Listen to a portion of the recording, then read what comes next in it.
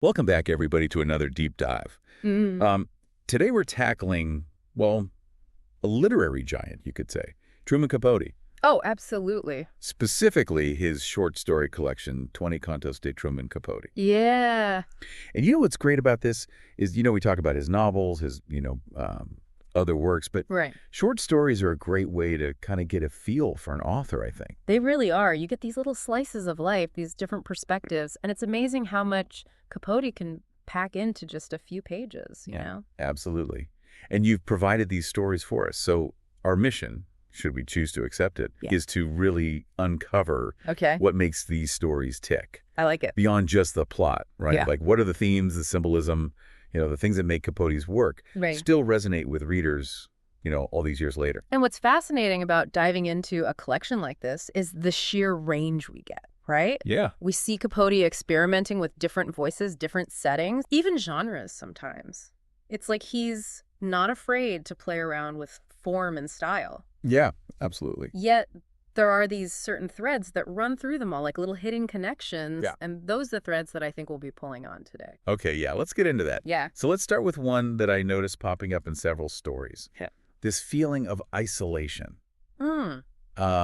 even when surrounded by people. Oh, that's such a good point. So take Miriam, for example, right? Right. Like on the surface, it's like a spooky story Yes. about this older woman and this kind of creepy kid. Yeah, it definitely has those gothic elements, right? Yeah, yeah. But what Capote does so masterfully is use that seemingly simple premise Ah. to dig into something much deeper. Yeah. So the child, Miriam, she's not just a spooky figure, right? Right. She becomes almost like a symbol of Mrs. Miller's own anxieties about aging, about her fading connection to the world. Right, like the fear of being forgotten or becoming irrelevant. Exactly. It's like Capote is saying, even in our own homes, in the familiar, even in our own minds, we can feel utterly alone. That's so true. And it's not just Miriam where we see this, right? Right. Like Shut a Final Door also comes to mind. Oh, that's a great book. This young man, Walter, Yeah. constantly hitting these invisible walls, both societal and personal. It's almost like Capote is drawing a parallel there between Walter's physical journey, moving from place to place, and his internal one. Mm-hmm. He's constantly searching for connection, for belonging, but he's struggling to break through these barriers that he's kind of erected around himself, So are you saying, like, even when he's trying to connect, he's also kind of pushing people away? Exactly. He's got this fear of intimacy, this fear of vulnerability that keeps him trapped in this cycle of loneliness. That's so interesting. Yeah. And it's so relatable, too, right? Like, I think we've all felt that tension at some point. Oh, absolutely. It's a very human struggle, this desire to connect, but also this fear of getting hurt. Yeah, for sure. Okay, so we've talked about this kind of darker side of Capote. Right. But Capote wasn't all doom and gloom, right? Oh, absolutely not. He could capture the warmth and the vibrancy of life, too, especially Southern life. Yeah, for sure. And that makes me think of A Christmas Memory, which is just like Oh, such a gem. such a classic, It's heartwarming, it's nostalgic, Uh-huh. and it really showcases Capote's ability to evoke a very specific time and place. Right. Making the reader feel like they're right there in that Alabama kitchen with Buddy and his cousin. Yeah, totally.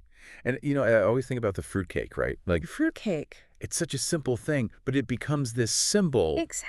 of their love, their shared experience, Right. their defiance of all the grown-ups around them. It's like this little act of rebellion, right? This celebration of their own unique bond. Yeah, and like you were saying earlier about Capote packing so much into a few pages, Mm-hmm. like even that simple act of making the fruitcakes becomes this ritual that binds them together and sets them apart from the world. Absolutely. And it's full of those little details, those sensory descriptions that just bring the whole scene to life. Yeah, like you can practically smell the fruitcake baking. Exactly. And that's what makes Capote so good, He's a master of using those sensory details to create a whole world for the reader. Right. And speaking of details, I think of Master Misery and that bird cage. Oh, the bird cage, yes. Which is such a simple object, but it becomes this powerful representation of Mr. Waters' emotional state, right? And what makes it even more effective is how he weaves it throughout the story, right? Yeah. It's not just like a one-off image. It becomes a recurring motif, a visual reminder of Mr. Waters' entrapment, both literal and figurative, Yeah, and it's almost like Capote is saying, even when we seem to have choices, Right. We're still trapped by our fears and insecurities in a way. Absolutely. It's like that birdcage is a metaphor for the limitations we impose on ourselves, even when there might be an open door right in front of us. That's such a good point, yeah. Yeah. And speaking of metaphors, there's a diamond guitar.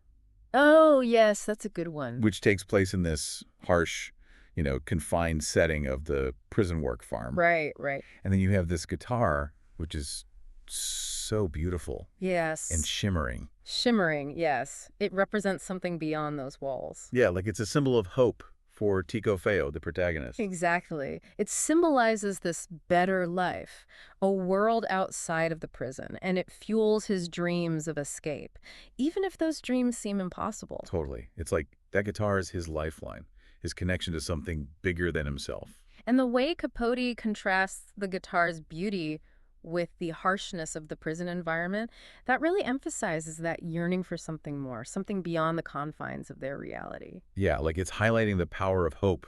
Right. Even in the most desperate circumstances. Absolutely. Hope can be a powerful force, even in the darkest of places. For sure. But Capote also didn't shy away from showing us the realities of those circumstances, right? Oh, no, not at all.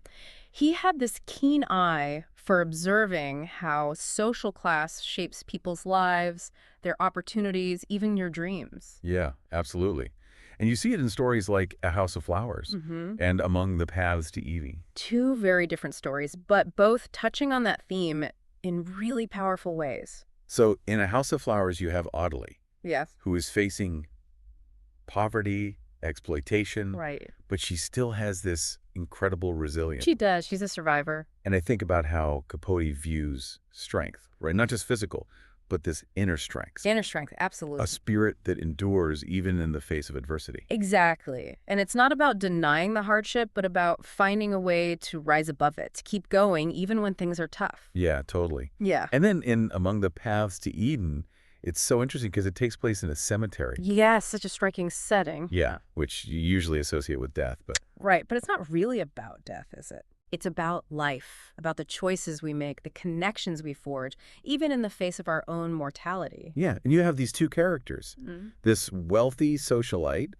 and this woman who's down on her luck. And they're brought together in this unlikely place, forced to confront their own vulnerabilities, their own shared humanity. Yeah, and it really emphasizes those themes of social disparity. Right. And disillusionment, I think. Absolutely. It's like Capote is holding up a mirror to society, showing us the stark contrast between the haves and the have-nots, and how those differences play out, even in a place where everyone ultimately ends up the same. That's a powerful image, yeah. Yeah. And I think it's a testament to Capote's skill, that he can take these complex themes, these very human experiences, and weave them into these compelling and often surprising stories. He's a master storyteller, no doubt about it. Yeah, and he's left a lasting impact on American literature, Absolutely. His work continues to be relevant, to spark conversations, to challenge us to think about the world in new ways. And that's why we're still talking about him today, Exactly. He had this uncanny ability to tap into something universal, something timeless about the human condition. Yeah, for sure. And we're going to keep exploring that in the next part of our deep dive. Okay, looking forward to it. We've only just scratched the surface of what 20 Cantos to Truman Capote has to offer. Oh, absolutely. There's so much more to unpack, so many layers to peel back. Yeah, we're just getting started. Can't wait. All right, we'll be back in a minute. Okay, so, we were talking about loneliness and social class before the break. Right. But another big thing in Capote's work, right, is how he explores the South. Oh, yes. The culture, all the complexities. And I think there's no better example of this than Children on Their Birthdays. Oh, absolutely. So vibrant and colorful, all those eccentric characters, and that unmistakable Southern charm, right? Yeah, but it's not all sunshine and roses either. Like there's some darkness lurking beneath the surface too. Right. Capote doesn't shy away from those darker aspects of Southern life, like the prejudice, the social hierarchies, all of that. And it's interesting how he uses this character, Miss Bobbitt. Oh, she's such a fascinating character, right? This flamboyant, mysterious young girl. Right. Who kind of comes in and shakes things up in this small town. Totally. She disrupts the status quo, challenges all their preconceived notions, forces them to confront their own hypocrisies. Yeah, and it's not just the adults who are affected by her, right? No, not at all. Like, the story is told from this young boy's point of view. Right. And he's just completely captivated by her, right? He is. It's like she awakens this sense of wonder and possibility in him, this yearning for something beyond the confines of his little world. Like, she represents everything that's exciting and different. Exactly. And dangerous, too, right? Yeah. There's always a sense of risk with Miss Bobbitt. Like, she could lead you astray just as easily as she could inspire you. It's like Capote is using her to represent this tension, between tradition and modernity in the South. Yeah. Like the old ways versus the new. Exactly. Yeah. She's this force of nature, a whirlwind of change. Right. And her impact on the town is both exhilarating and unsettling. Totally. Yeah. Okay, but let's switch gears a bit. Okay. And talk about a story that takes a completely different approach. All right. My side of the matter. Ooh, that's a good one. That one really gets under your skin, doesn't it? Yeah, and it's told from the perspective of this young man, George Sylvester, Great. who's, well, he's not exactly reliable. No, not at all. He's trying to justify his actions, but we can see right through him, can't we? And that's what makes it so compelling, I think. Absolutely. It's like Capote is daring us to trust this guy. Right? To believe his version of events, even though we know deep down that something's not quite right. It makes you question everything. Exactly. You're constantly second-guessing yourself, wondering what's real and what's not. Right, and you have to piece together the truth from all these little hints and clues. It's like a puzzle, right? But a puzzle where some of the pieces are missing and some of them might be deliberately misleading. Totally. Yeah. And it's a study in manipulation, self-deception, and just the complexities of human relationships in general. Absolutely. It shows how easily we can convince ourselves of our own righteousness, even when we're doing things that are clearly wrong. And it makes you think about how we all have our own biases, right? Right. Our own ways of seeing the world that may not always align with reality. Absolutely. And Capote forces us to confront those biases, to question our own perceptions, and to consider the possibility that maybe we're not always seeing the whole picture. Yeah, like we have to be more critical readers. Exactly. Don't just take everything at face value. Right, and I think that ties into another key aspect of his writing, which is the psychological depth. Oh, absolutely, that he brings to his characters. Capote had this incredible ability, to get inside their heads, to explore their motivations, their fears, their desires, all of it. And he does it with such precision and nuance. He does. It's like he's a surgeon with words, dissecting the human psyche with this incredible skill and sensitivity. I love that analogy, yeah. And we see it in Among the Paths to Eden, too, right? No, absolutely. Like the entire story takes place in this cemetery. Right. But it's not really about death at all. No, it's about life. About the things that connect us, the things that haunt us, the things that make us who we are. Yeah, and you have these two characters who are brought together in this unlikely place, and they're both grappling with their own loneliness, their own pasts. And they find this unexpected connection with each other, even though their lives are so different. That Capote is saying that sometimes, the most meaningful encounters happen in the most unexpected places. Absolutely. And that setting, the cemetery, it just adds another layer of depth to the whole thing, doesn't it? Yeah, like it becomes this symbol of mortality, but also of renewal, of the possibility for new beginnings. And it highlights the fragility of life, right? How quickly things can change, how important it is to cherish the moments we have. And speaking of settings that play a crucial role, there's Mojave. Oh, yes, that's a powerful one. With this vast, unforgiving desert landscape. Right.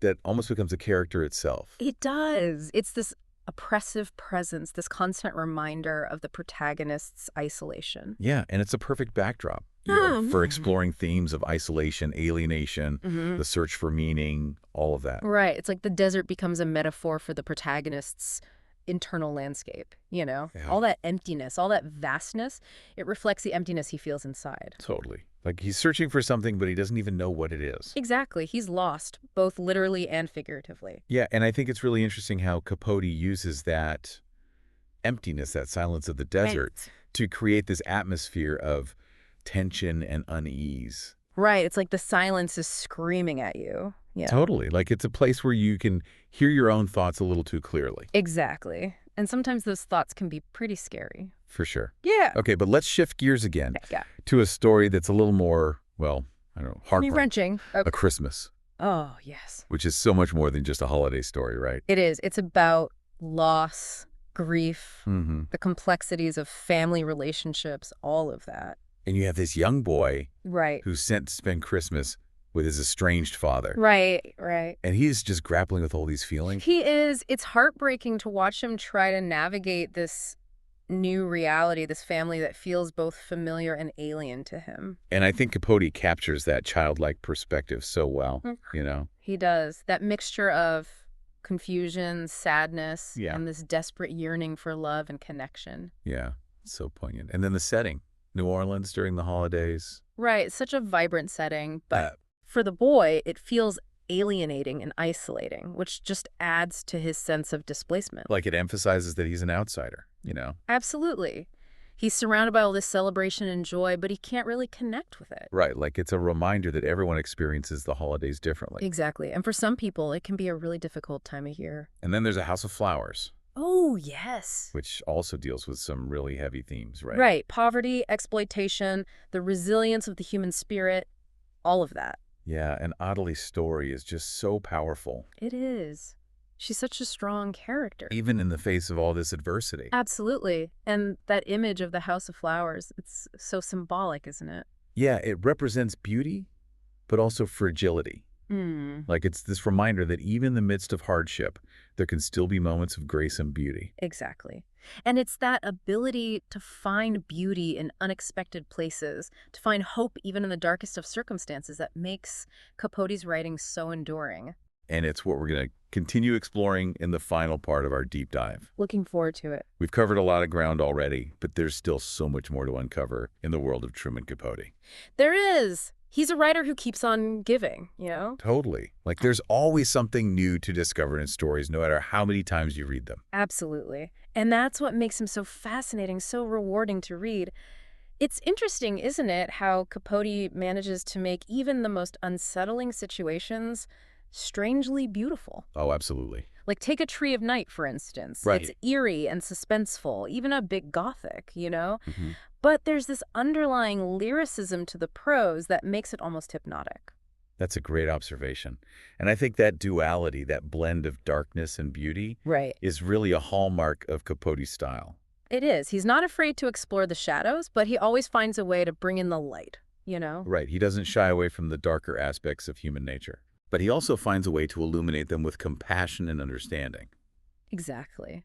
And A Tree of Night is a perfect example of that. We're drawn into this unsettling journey alongside Kay, the protagonist, as she encounters this strange couple on the train. Yeah. And there's this constant sense of unease, this feeling that something isn't quite right, but we can't look away. Like a slow burn thriller. Right. Exactly. You know something bad is going to happen, but you're not sure when or how. Yeah, and it's not just the plot that's unsettling, right? Right. It's the atmosphere that Capote creates. Oh, absolutely. The way he describes the characters, the setting, even the light and shadows, it all contributes to this feeling of creeping dread. Yeah, like we're stepping into a nightmare, but one that's both terrifying and strangely alluring. Exactly. It's like a car crash, you know? You don't want to see it, but you can't help but look. That's such a vivid image. And it's a testament to Capote's skill, right? It is. He's a master of atmosphere, a magician with words. Yeah, he knows how to evoke such strong emotions in the reader.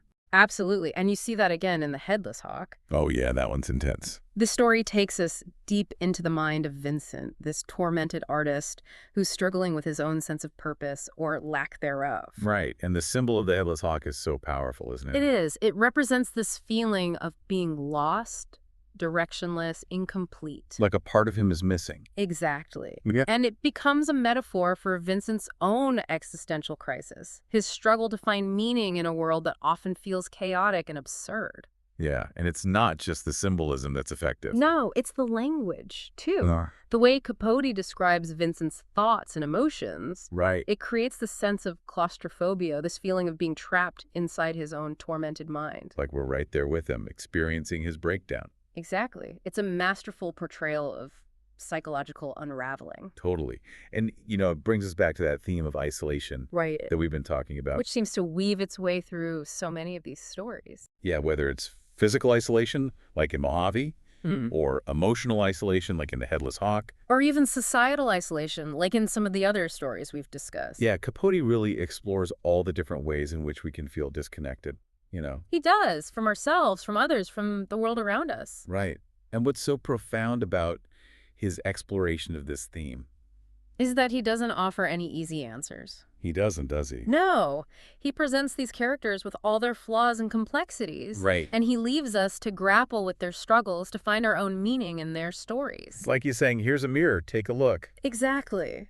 And that's what makes his work so challenging, so rewarding. Yeah, it stays with you long after you finish reading. It does. It makes you think, it makes you feel, it makes you question. And that's what great literature should do, right? Absolutely. It should provoke, it should challenge, it should make us see the world in new ways. And I think that's a perfect note to end our deep dive on. Truman Capote's stories are a testament to the power of observation, the complexity of human experience, and the enduring beauty of language. They offer a glimpse into the heart of the South, the depths of the human psyche, right, and the timeless search for connection and meaning that we all share.